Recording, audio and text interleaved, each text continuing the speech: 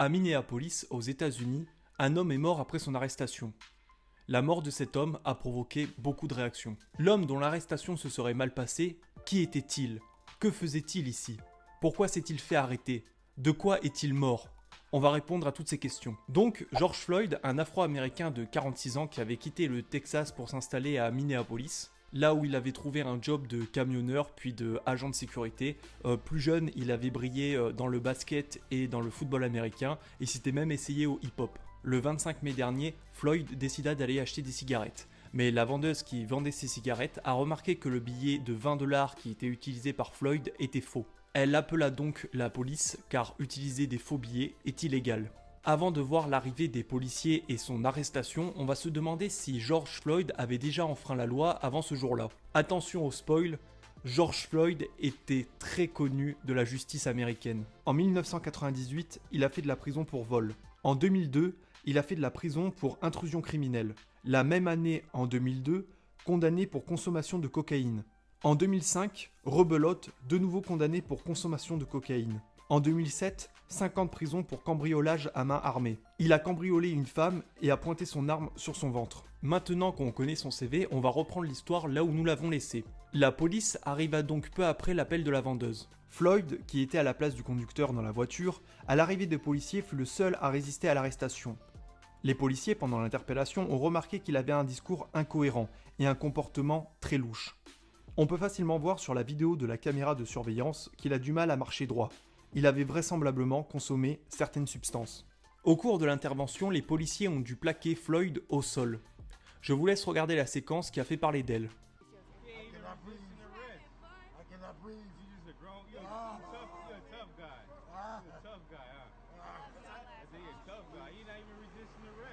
His whole nose is Fought with him? bro, but why you just sitting there? He ain't doing nothing. You put him in the car. It'll kill me. How long y'all gotta hold him down? This is why you don't do drugs, kids. It ain't about drugs, bro. Y'all understand that? Y'all don't gotta put y'all. Faut savoir que le policier aurait maintenu cette position autour des 8 minutes. Suite à ça, Floyd aurait été envoyé à l'hôpital, hôpital où il décédera un peu plus tard. Suite à ça, il y a eu de vives réactions sur les réseaux sociaux, puis des regroupements de plus en plus grands pour protester contre les violences policières que subissent les Afro-Américains.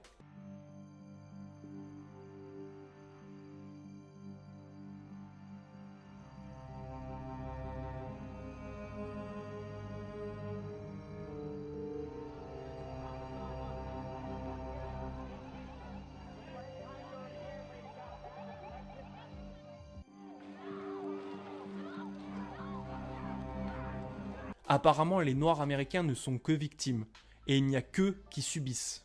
Ça, c'est ce que pense le citoyen moyen. Par chance, les États-Unis sont le pays qui font le plus d'études et de quotas ethniques, ce qui est totalement illégal en France. Les Américains sont les rois des statistiques ethniques. Ça a ses inconvénients, ses avantages, mais au moins on a les chiffres. En gros, ce qu'on pense nous en France, c'est que les flics blancs agressent les Noirs et tuent les Noirs. Voilà ce qu'on imagine nous. Alors c'est en grande partie faux. Il faut bien comprendre que les Noirs sont tués d'abord par des Noirs, à 97%. Puis, on peut voir que, d'après les chiffres qu'ils donnent, les Blancs ont 2 fois plus de chances d'être tués que des Noirs. Il y a à peu près 8000 morts blancs par an et 4000 Noirs. Et sur ces 8000 Blancs, 80% sont tués par des Noirs. Alors que les Noirs, eux, sont tués essentiellement par des Noirs. La police, effectivement, elle tire, ça je suis tout à fait d'accord, les flics américains ne sont pas les flics français. Ils ont la gâchette facile. Mais ils tirent aussi sur les Blancs. 40 à 50% des gens tués par an par les flics sont des Blancs. Les Noirs représentent 14% de la population américaine et 40% des gens incarcérés. Alors là, il y a 2 regards. Soit on dit c'est parce que les juges américains sont racistes, soit on dit c'est parce que les Noirs sont plus délinquants, pour des raisons familiales, etc. Mais en tout cas, c'est un fait. Donc vous voyez, c'est pas si simple. Il y a effectivement un contexte américain, mais si vous voulez, on en parle. Mais pour les chiffres, il est faux de dire que les flics tuent plus les Noirs et que c'est du racisme que les Blancs tuent les Noirs. On sait maintenant que ce sont les Noirs qui tuent en majorité les Noirs et que ce sont aussi les Noirs qui tuent en majorité les Blancs. Sans oublier que la police tue 40 à 50% de Blancs. Bref, essayons de garder ça dans un coin de notre tête, ça pourra toujours servir. Une enquête a été ouverte au moment de la mort de Floyd. Mais que révèle cette enquête ? L'officier de police a été envoyé sur place pour faire un travail difficile. Alors qu'il mettait cette personne au sol, celle-ci a dit qu'elle ne pouvait pas respirer. Mais les officiers de police ont fait ce qu'ils sont censés faire en pareille situation, car la règle c'est « si tu peux parler, tu peux respirer ». Malheureusement, cette personne est décédée, mais comme le grand jury et les médecins l'ont dit, ce n'est pas la clé d'étranglement qui l'a tuée. Il faut savoir qu'il y a eu 3 autopsies différentes avec 3 médecins différents et que ces 3 autopsies révèlent la même conclusion. Le policier n'a pas tué George Floyd, mais l'étreinte qu'il lui a fait subir au niveau du cou ne l'a pas aidé. Son état de santé était lamentable, il était cardiaque, il avait plein de problèmes de style, des problèmes qui peuvent s'expliquer par la prise de cocaïne et une très mauvaise hygiène de vie. Après la conclusion de cette enquête, tous les policiers qui ont participé à l'arrestation de Floyd ont été licenciés et inculpés pour homicide. Les policiers impliqués dans la mort de George Floyd requalifiés en homicide volontaire, tous poursuivis par la justice. Derek Chauvin, l'homme qui l'a asphyxié, est inculpé de meurtre non prémédité. Il risque une peine maximale de 40 ans de réclusion. Mais malgré ça, les manifestations ne se sont pas arrêtées et Trump a dû prendre la parole.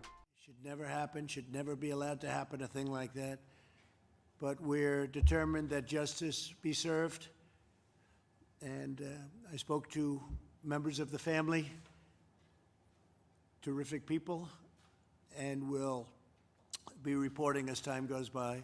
We can't allow a situation like happened in Minneapolis to descend further into lawless anarchy and chaos, and we understand that very well. It's very important, I believe, to the family, to everybody, that the memory of George Floyd be a perfect memory. Malgré l'enquête, les autopsies, la condamnation, les explications, les manifestations, en plus de ne pas s'arrêter, se sont radicalisées.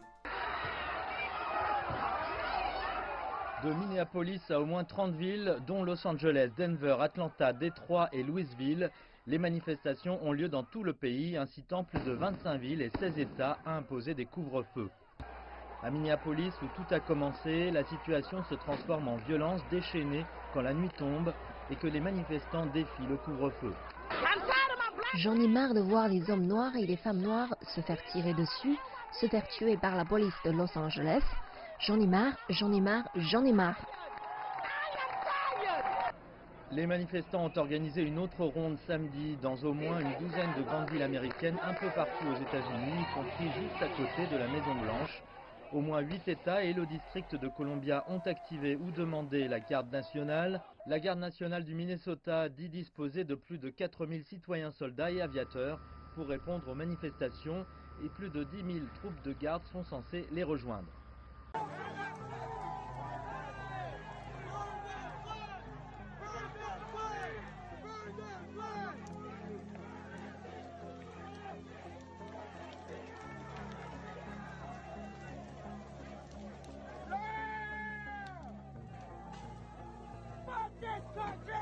Alors je sais pas ce qu'il leur faut, il faudrait peut-être exécuter tous les policiers en fait. On va parler de quelque chose dont personne ne parle. C'est la direction politique que prennent ces manifestations. Et ceux qui vont me dire « Non mais on fait ça pour la mort de Floyd et pour rien d'autre, c'est pas du tout politique ». Ah bon? Alors pourquoi on peut voir ça un peu partout? L'église des présidents en face de la Maison Blanche, un fuck Trump qui se passe de traduction. Le fuck Trump et d'autres insultes, que je ne citerai pas pour éviter de me faire censurer par YouTube, sont présentes dans toutes les manifestations et sont taguées un peu partout. On a même le droit à des tags fuck Israël, free Palestine. Alors si ça, c'est pas politique, je sais pas ce que c'est. D'ailleurs, pour répondre au fuck Trump, les violences policières ont commencé que quand Trump est arrivé? Il n'y avait pas de violence policière quand c'était Obama? Obama est resté 2 mandats. Qu'est-ce qu'il a fait? Je dois préciser que dans quelques mois va se dérouler la campagne présidentielle des Américains. Comptez sur la gauche pour mettre le pays en feu, pour après dire « Ah, vous voyez l'état du pays quand c'est Donald Trump qui le dirige ?» The situation in Minneapolis La situation à Minneapolis n'est plus du tout liée au meurtre de George Floyd. Il s'agit d'instiller la peur et de déstabiliser nos grandes villes. Certains maires de grandes villes auraient même laissé la situation dégénérer car étant démocrates, ça les arrangerait bien que Trump bouge. Retenez bien ça. Tous les États qui gèrent mal les pillages et les émeutes sont des États où il y a un gouverneur démocrate. Est-ce un hasard ? Pour être dans une opposition totale à Trump, ils sont prêts à ce que leur ville soit saccagée et leur population terrorisée. Ils ont volontairement pas mis assez de personnel de force de l'ordre et laissé l'extrême gauche tout saccager. Ah oui, parce qu'en fait, il y a une grosse présence des antifas pendant ces manifestations. Comme par hasard. D'ailleurs, la fille du maire de New York s'est faite arrêter pendant une manifestation des antifas. Trump a même déclaré que si les maires se montraient encore laxistes, il enverrait l'armée. Ce qu'il a fait. Ces alignements de soldats, vous l'avez dit, masqués devant le Lincoln Memorial, qui est probablement le monument auquel les Américains sont le plus attachés. Les mêmes alignements devant la Maison-Blanche, le tout dans une ambiance de couvre-feu. Les Américains qui découvrent cela sur les chaînes d'information continue interprètent ces images de deux manières. Les supporters de Donald Trump y verront la toute-puissance présidentielle et l'usage de la force promis par Donald Trump et qui, pour reprendre ses propos, vise à protéger la nation des attaques anarchistes dont elle est la cible depuis plus d'une semaine. Donald Trump a même annoncé que les antifas seront classés comme groupe terroriste aux États-Unis. Au moins, on peut dire que Trump ne fait pas dans la demi-mesure et qu'il a de sacrées couilles. Maintenant, on va parler plus en détail de ce qui se passe dans les manifestations. Parce qu'il s'en est passé des choses. D'ailleurs, les choses dont on va parler ne sont pas trop remontées dans les médias américains, ni même français. Bien entendu, il y a eu des casses, des dégradations, des pillages.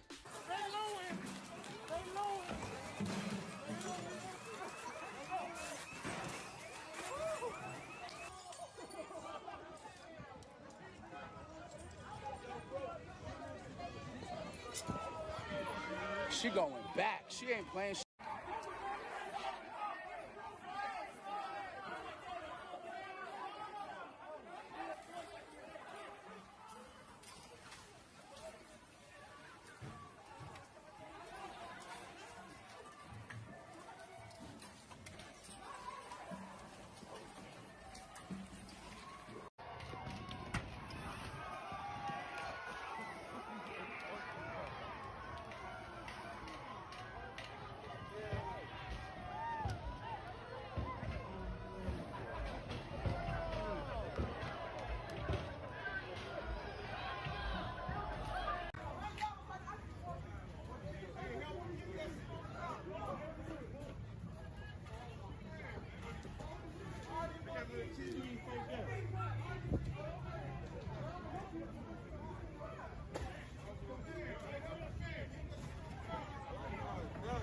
Les rites et les traditions de deuil de certaines ethnies restent pour moi inexpliqués. Certains ont essayé de défendre leur commerce. Les plus pacifistes d'entre eux n'ont pas réussi.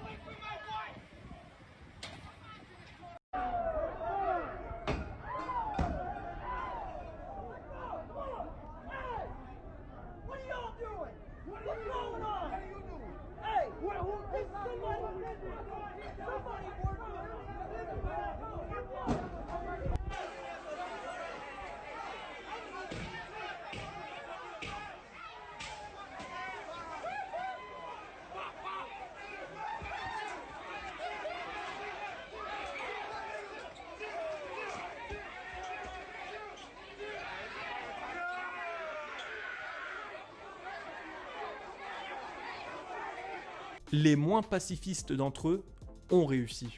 Yo, they got guns drawn. They got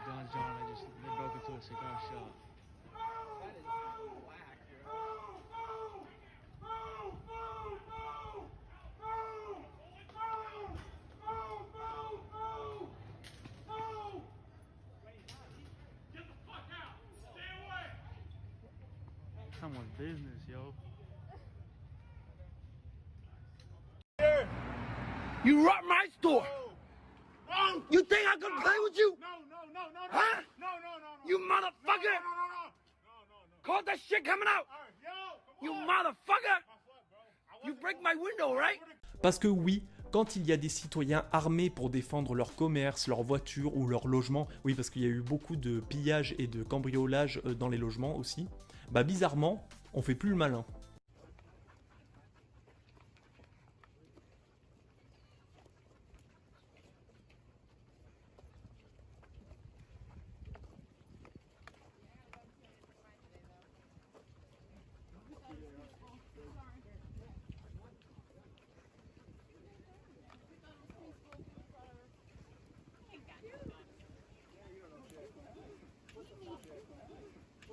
Ah, le courage de leurs convictions face à des armes à feu.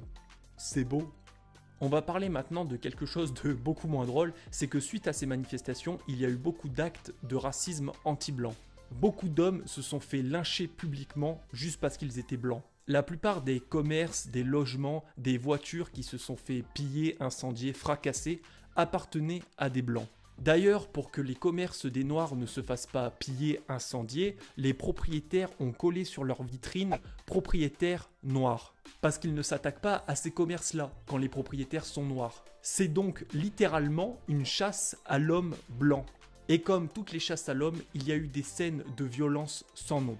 Ce que vous allez voir est un tout petit extrait des vidéos qu'on peut trouver sur internet qui témoignent de la violence des Afro-Américains à l'encontre des Blancs.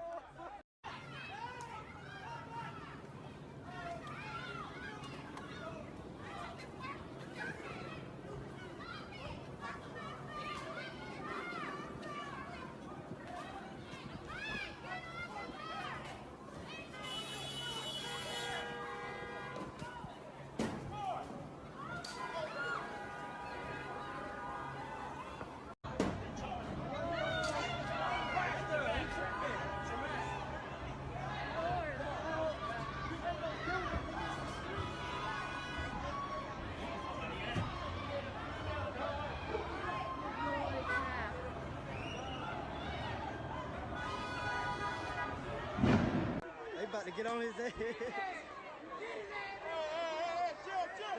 Oh Lord! Oh no! What?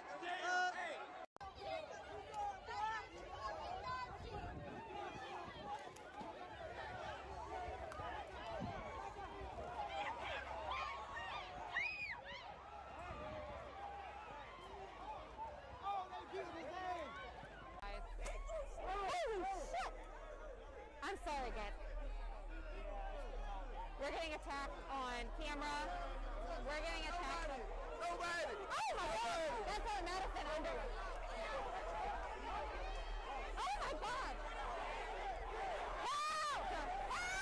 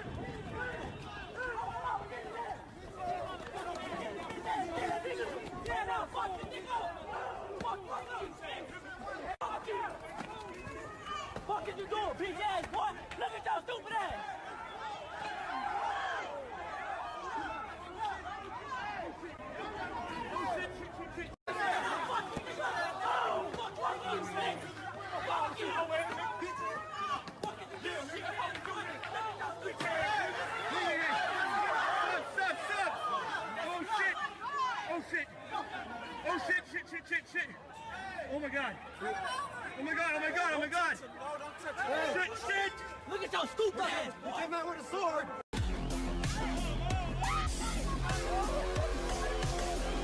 Bizarrement, les donneurs de leçons et les humanistes qu'on a l'habitude de côtoyer ne disent rien. Des vidéos comme ça, il y en a plein sur le net.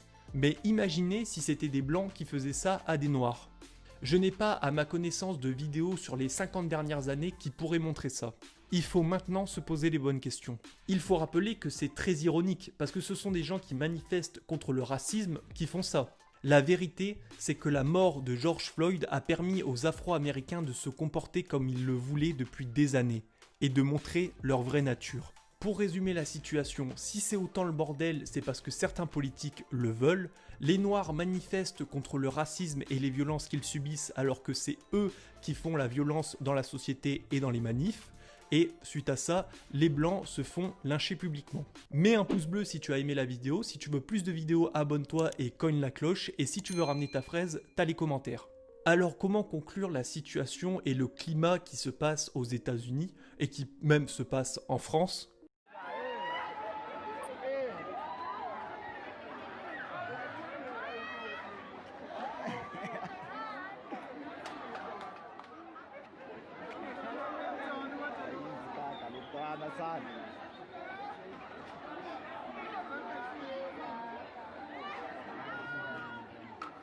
Ah ouais, exactement.